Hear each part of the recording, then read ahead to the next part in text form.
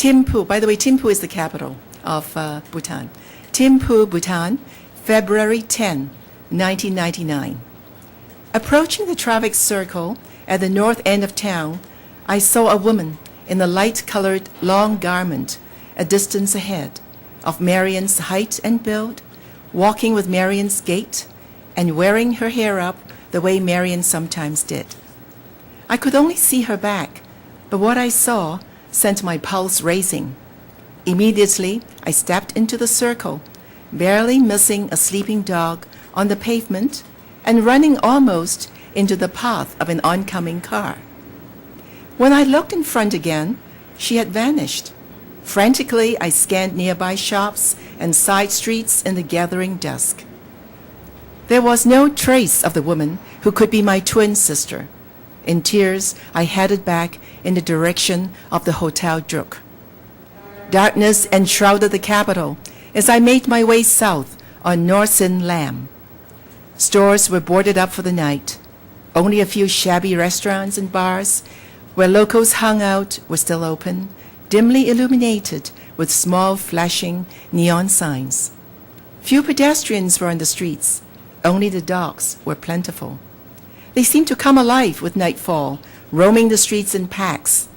I picked up my steps as I turned into Waksin Lam and the square with the clock tower, thankful that the well-lit glass entrance to the Hotel Druk was in view. As I crossed the square, I noticed a dark human form, somewhat bulky, standing below the clock tower.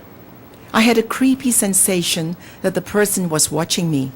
I shuddered, my overworked imagination playing a trick on me. I quickened my step and soon entered the warm, bright ambience of the Hotel Druk. That's the beginning chapter. Wow. So is there, I want to ask you, did you write this in English? Oh, yes. Now, I'm assuming you could also write in Chinese. I'm ashamed to say my English is better than my Chinese. I can read and write Chinese, read a newspaper without any problem. My first language is Cantonese. I still speak it at home with my husband. But I am actually better at writing English. Mm-hmm. Because English was the language I studied in. It was the medium of instruction in Hong Kong when I went through grade school, high school, university, mm-hmm. and grad school here, of course. Yeah. I'm going to ask you, even though you say you're better at writing in English, Uh-huh. but how is it different to be writing in Chinese? How is it different? Well, it's a different character set. Yeah, it's a different completely totally different. different. You can't hard to translate, I would think. It's you can translate, but you need really a more professional writer to Right. translate it. Do you want to write books in Chinese, or do you think it will always be English? No, English. No? English is Yeah. what I'm most comfortable with. And actually, you asked me about another novel. I have another one in mind, and I'm starting research on it, and it's all in English. It's going to be. How much research does it take before you can put a book together? Or it Actually, depends on the book. The research takes longer than the writing. Oh, it does? It took me just one year to write, basically, but then it took me,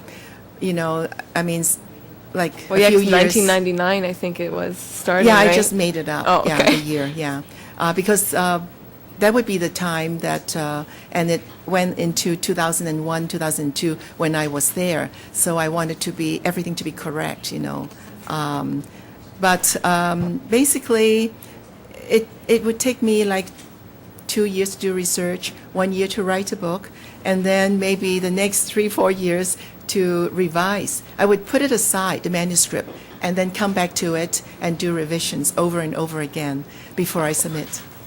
Wow. Yeah. I didn't realize there was so much work Yeah. into putting a book together. And you'll be 7 amazed years. at how much I have changed, from the original manuscript.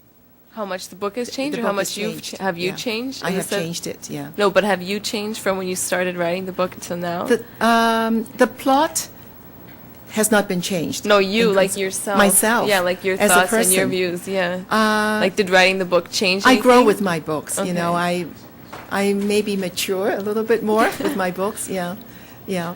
And especially with my writing too. My writing skills, I mean, I learn from mistakes and I try to make it better. Do you find you become a better writer the more you read? Yes, oh yes, definitely. Really? That was I the guess first so. thing, yeah. Yeah, and who are some of reading. your favorite authors that They're mostly English like- writers. Like who? Like Charles Dickens. I mean, you know, the people that I have, I started studying when I was in high school and university. I really enjoyed them. Yeah. Dickens, the Bronte sisters, you know, these are all English classics. And I also like modern day Canadian and English and American writers, but I read everything, you know, as much as I can when I have time. Yes. Yeah. So. Time is the big thing. If only you had more hours in the day. I know. I mean, quite a number of things to do other than writing. That's the trouble. Yeah. Like what? Well, You still my teaching? children are now Oh. grown, but now I just have a new grandson, my first grandson, who's 6 months old, and in California. And I've been traveling out there 3 times already since March when he was born. You know, so I mean, I think just you'll move smile out when I there? think of Oh. him. Yeah. Do you think you'll move out to LA? Do I? Will you ever move out to Will LA? I ever move out to California? Mm-hmm. I cannot rule that out, but right now I'm comfortable in Toronto. You know, I have a home here, you know, and although it's an empty nest now, yeah.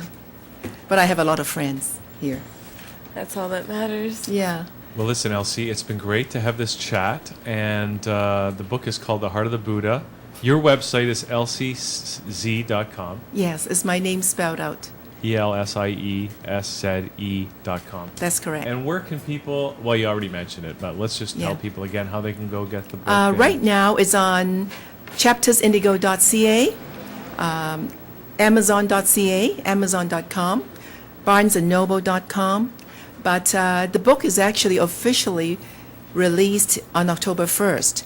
And I hope, I think in October, it will be at select bookstores.